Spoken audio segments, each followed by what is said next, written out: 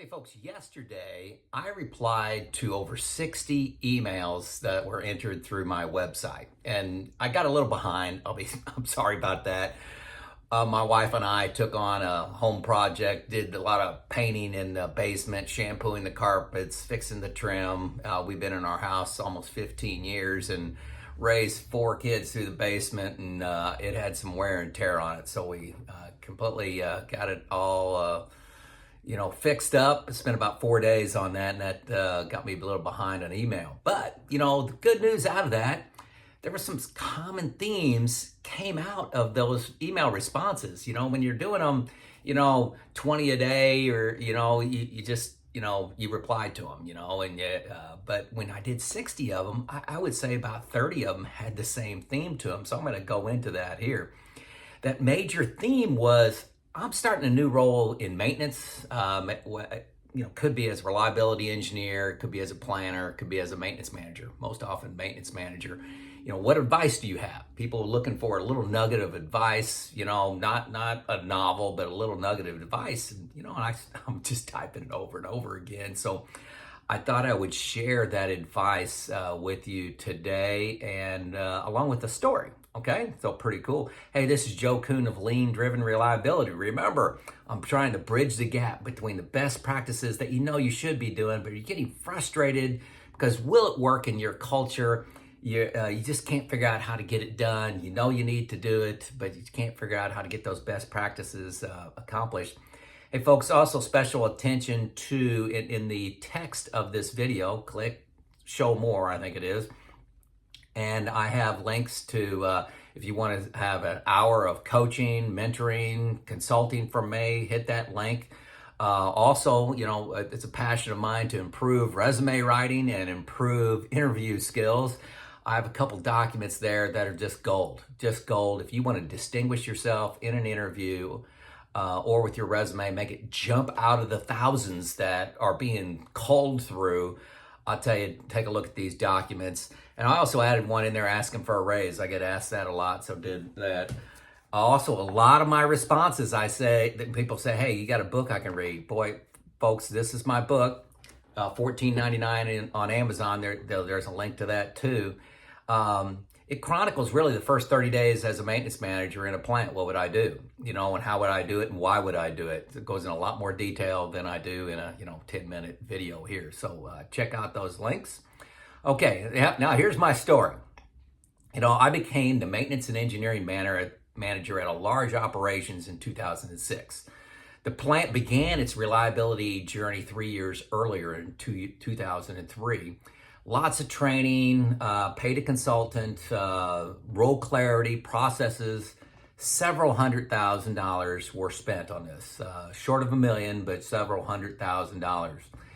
Just before I arrived at the plant in 2006, the plant received the second highest audit score on their systems that the consultant has ever given. Second highest that they've ever given 3 years later. The organization was following a plan when I showed up. They had discipline. We had planning meetings. They were planning, scheduling things. And there was a dance. Operations was involved. They actually led the planning meetings. A lot of good stuff in there. There were reliability engineers identified. Highly sponsored, reliability program. Okay. But starting, I started my job, and I have a big lean background and reliability excellence background. I am a CMRP, as you know that. But first thing I do when I start a job is I understand current state. Through interviews, through looking at KPIs, but observation, go and see. Observation was, that's the change. That's the difference that I'm telling you, almost nobody does it. They believe what people tell them in the conference room. They believe what the emails say. They believe what the KPIs and operate. And when I got at this site, I went out and met with the crews. I just followed the crews around for shifts, days, weeks. Followed the maintenance crews around, was observing operations, went to, we had a daily management meeting, and when a piece of equipment broke, I would go out to the piece of equipment that broke, look at the last couple PMs that were done. Why didn't we see this? What's our equipment maintenance plan on that asset? Does that asset, that piece of equipment, that gearbox that failed, does it feel loved? Does it feel like it's getting work planned, scheduled, kitted, and executed on it? Or is that a piece of paper that says you're planning, scheduling, kitting? Is that an audit? But how does the equipment feel loved? That was a phrase I used all the time. Let's see. Best practices. In a conference room, getting a check mark by best practice is completely different than the asset feeling like it's treated like it was a best practice. And folks, I'm telling you, we were bad. I actually gave our organization an F, right? I said, we are failing, but we had the second highest audit score ever given by this one consultant. The organization was trained and they were going through the daily dance, but they didn't know why they were doing things. You train somebody, hey, here's how you conduct a planning meeting. Okay, but what's the object of the planning meeting? It's to have planned jobs, to drive efficiency of the crew, to work on prioritized assets from your asset criticality, to drive the reliability of the equipment and as most efficient as you can. That's the why. It's not the why is this is how a meeting needs to be conducted. We need to go through these 10 action items. The why is to eliminate waste. Every reliability tool, I'm challenging you, every single reliability tool out there is designed to eliminate waste. Make sure that you are trying to eliminate waste with your tool. You're not just training the tool, okay? All target waste. And I'm telling you, I didn't know what it was like before 2006, okay?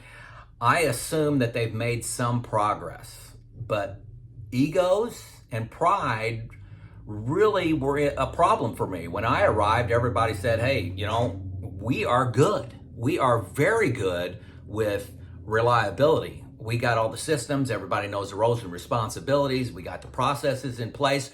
Joe, we are actually good. And I come in through observation and say, we're actually very poor. So I had a problem. A lot of egos, a lot of people that have been on the journey for 3 years. I come in and say, we're pretty bad. So what did I do with that? Pride and ego, big issues to deal with. I took leaders on go and see. I mentioned earlier we had a morning meeting, say a gearbox or a chain fell. I remember a chain in a tunnel on a conveyor system. It failed. And so we went with it's the standard process. The planner showed up. If they knew a piece of equipment failed, Joe is going to ask to have the last 2 PMs, and we're going on a field trip right after that morning meeting. We'd go out there to the site. I remember this chain, and it was in horrible condition. There was debris, materials, all piled up on this equipment. The sprocket was in horrible shape. It was, the shaft was bent, very sharp corners on the sprocket. There was no way this equipment has been looked at in the last 5 years. And there was a PM done on the week before, and they said everything was good. So this is not about blaming the mechanic. This is This is understanding reality in your culture. PMs just were pencil whipped, if you understand that term. That means, hey, we PMs, nobody's going to pay attention to them. If I say there's 10 things wrong with that chain sprocket arrangement, if I were to list 10 things on it, management's not going to do anything about it. They're a reactive maintenance culture. We react to problems. We don't proactively do things. That was the culture that the craft people were put in. So through go and see, I was converting one person at a time, and it was slow. It took months. Converting one person at a time that, hey, folks, we really are bad. We got some basic systems in place. We got a lot of awareness. We got a lot of training. But from an impact, the assets were basically seeing nothing, okay? This go and see was very, very impactful. I took planners with me. I took other leaders, operations leaders, along with me on that dance. it was an emotional journey for me because I really felt alone for the first several weeks of this. Felt alone because everybody was telling me how good they were and felt an enormous amount of pride. And you don't just want to squash people's pride, and you need to recognize their improvement. But guys, we're not an A+ organization. We're still an F. Okay, definitely felt alone, but persistence won. Observation. This is a key message for you out there. If you're starting a new role, observation trumps opinion, trumps KPIs. It wins the argument every single time. Every time. So you got to don't have just an argument in a classroom and saying, guys, we're bad. And they say, yes, we're good. And you got to swear, look at our systems, look at our processes. Go and see. Go to the equipment. Go to the equipment that has failed after the morning meeting. And you'll win every time. Reality will jump at you and you cannot ignore it. Improvement begins when you understand current state. Improvement can begin. Everybody wonders what actions to take for reliability. Folks, that's not the challenge. If you don't know what actions to take, you don't understand current state. As soon as you understand current state through intense observation, the actions become obvious. So it's not about knowing the action. It's about knowing the current state through observation. Once you're rooted in reliability, rooted in reality, the actions become obvious, simple, low cost, quick, and impactful. Okay, most often zero cost. Intimate knowledge changes everything. No cost, rapid. By 2009, 3 years after I arrived, and I'm not taking credit for this. I'm taking credit for the organization seeing reality more than they did before. But coupling reality with the processes, the best practices, we're good. There's nothing wrong with the best practices. But focusing the best practices on reality, within 3 years, we won an impact award for the largest impact on the financials of any organization within the Fortune 200 company I belong to. So, hundreds, let's say 100 plants, plus or minus 100 locations. The plant won the highest impact, took 3 years. After now, definitely standing on the shoulders of giants here. The training, the process, all that stuff was good, but it's wasted if it's not applied towards waste.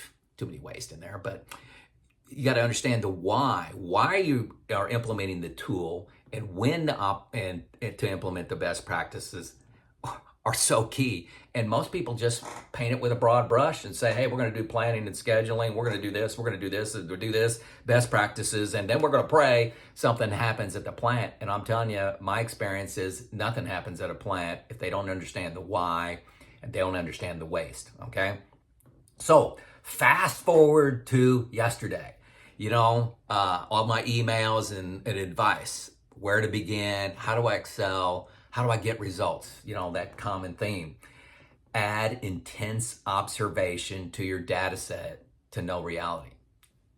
Go and see yourself, and then start to convert others by creating that go and see culture. So you go and see, you add 16 hours of chalk circle observation to every project you're working on. Don't talk unless you have that 16 hours. And when a problem happens in the field, a gearbox, maybe it's a motor, hey, create a go and see culture after your morning meeting. After a morning meeting, if there's any equipment that's not running right, a subset of people go out and see reality and look at what's been the equipment maintenance plan. Why didn't we catch this with condition monitoring? Why didn't PMs fix this? Add intense observation changes everything. That's the advice I've been given. Actions will present themselves. This is so key. If you write me an email and says, Joe, I just started this job. What actions should I take? I got this problem. What actions should I take? You're screaming at me. You did not do chalk circle observation. You do not understand current state. So this is my passion. This is why I have this channel, the segment that works on R&M. You've got to understand current states. Easy, it's free, and the impact is dramatic. Folks, begin your journey. let me help you along the way. You got several links in the, after you hit show more, several links where I can help you. I respond to every email. Some take me some time. I respond to comments. Check out my book. I mean, first 30 days, of a maintenance manager, detailed out and why. Okay, it's Joe out.